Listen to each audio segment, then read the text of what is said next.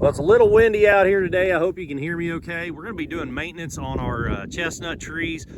I got to get these tree protectors off of them, do some maintenance inside, and we're going to put the tree protectors back on. So the tools that I'll be using today are fairly rudimentary, and I'll talk about what we're doing and why we need the tools. So we got some zip ties, just regular old 8-inch zip ties. I got a hammer, a heavy hammer. You don't want to use a little claw hammer or something. If you got a bigger hammer, use it. Side cutters and my pruners. So what we're doing today is, unfortunately, I've procrastinated as much as I can on this.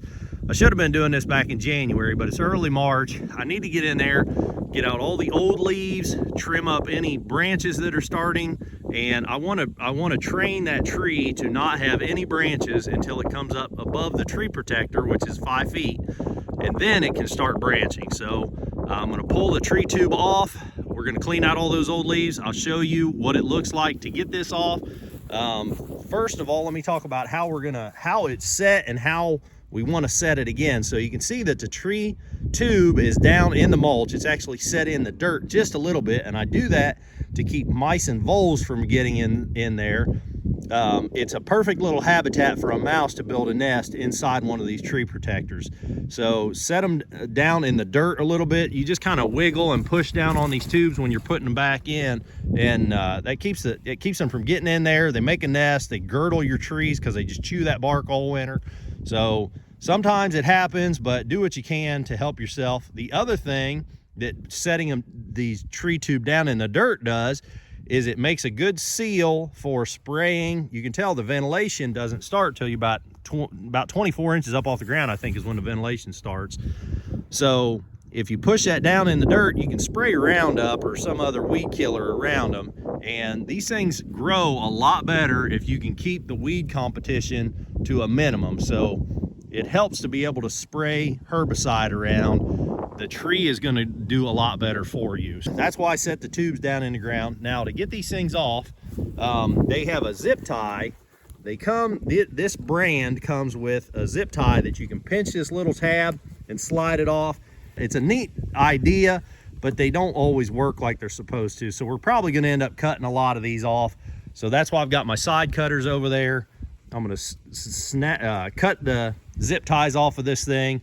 Yeah, I'll slide them off if I can, but we'll probably end up cutting them off. And then I'll show you what it looks like to pull this up.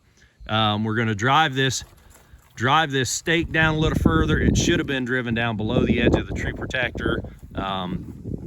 So that's what the big hammer's for. We're gonna drive the stake down. We don't want this tree to be able to come over here and wind to wear that tree trunk against that rebar. So that'll do damage. The edges of these things are rolled over real nice to prevent from damaging the bark, and we don't want our stake to cause any more damage. So that's why I got the hammer out here. So I'm gonna go ahead and see if I can get these to loosen up or cut them off, and I'll show you what it looks like.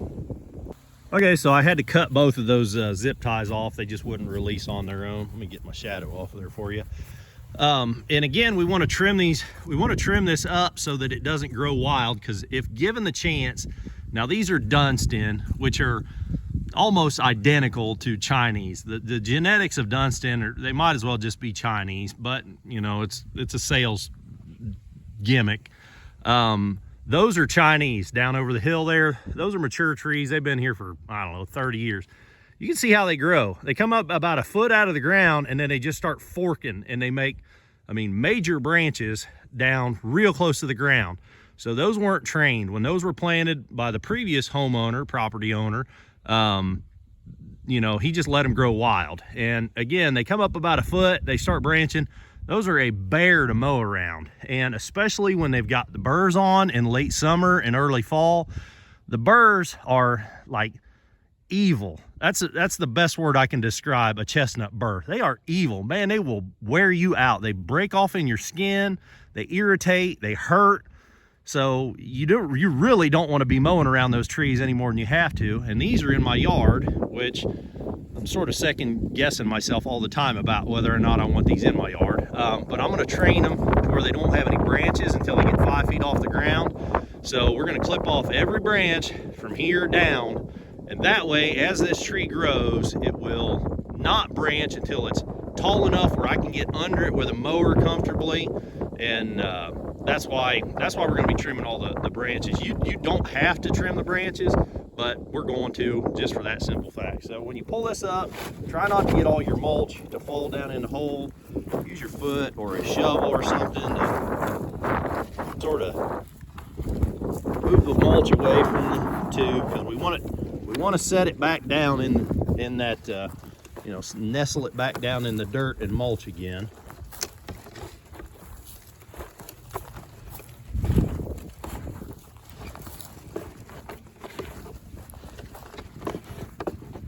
Probably a little baby garden shovel would be good for this, but we'll make do. And take note of, we need to drive that rod down about 3 inches to get it down. So then you just slide the tube off.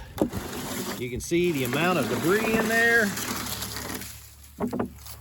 So this had some weeds growing up in it. That's what all this fine debris is here. So we're just gonna pull all these weeds out. That was just growth from last year, because this hasn't been done for a year. So the last time this tube was off was about this time last year. Clean out all that stuff. Now all these little branches, I'm just gonna take my pruners. I guess I could do that on camera.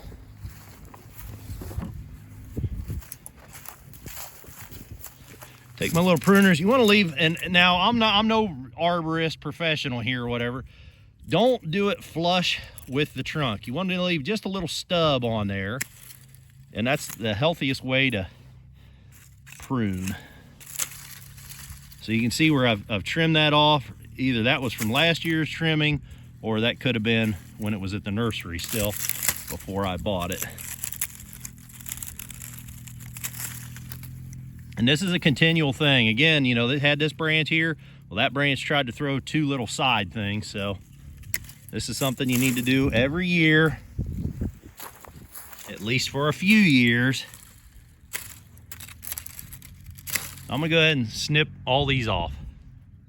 Okay, it looks pretty bad right now, but that really is the way we want it to look. We want it to be a bare trunk until it gets up about 5 feet tall. So from here up, we're gonna let everything grow that wants to grow, at least for a while. I'm gonna go ahead and get my hammer. And again, we wanna drive this down, oh, I don't know, about 3 inches. Okay, so drove my stake down about 3 inches, and now we're gonna have to sort of wrangle the tube back over.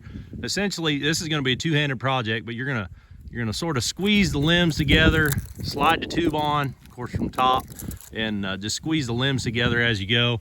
If you got a helper to do this, sometimes this part, two people, it does sort of help. Okay, that only took a second. Squeeze the limbs with one hand, slide the tube with the other hand. Got it in here. We can see now that my stake is, I've driven it down plenty far, and we're sitting on top of the ground. So we want to, 2 hands is best for this, but just grab the thing, sort of wiggle it back and forth and push down. And they're just rigid enough where they kind of sit flat on the ground. We're gonna get this in a position where we can get our zip ties back around that post.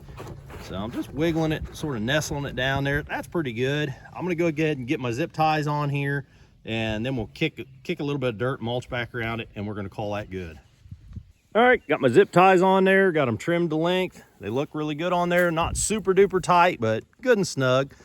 When you're setting these, watch my other videos. I show how we planted like 100 trees in the fall. I'll put a link in the description below how to plant a tree, put the tube on, the things to consider, predominant wind, you know, stake length, all those things. I'll link that in the description below. Check that video out. So anyhow, we're just gonna kick a little bit of mulch back up around here. I might freshen this up this spring, go get a few bags of mulch for the flower beds and kick a little extra mulch up around my trees. But that's pretty much it. We don't want to bury the thing, you know. But the good thing about mulch is it's not like it's not like we're pushing dirt up against the tube and burying the tree under a bunch of dirt. You know, the mulch allows for more drainage than dirt would. So that's it. I knocked that last couple of little old leaves off of there. That's what we want the thing to look like. So I'm gonna go ahead and do the rest of these. I got a whole bunch of more to do. If you like this video, click the thumbs up button. If you want to see more videos like this, click subscribe. Until the next time, keep on tinkering.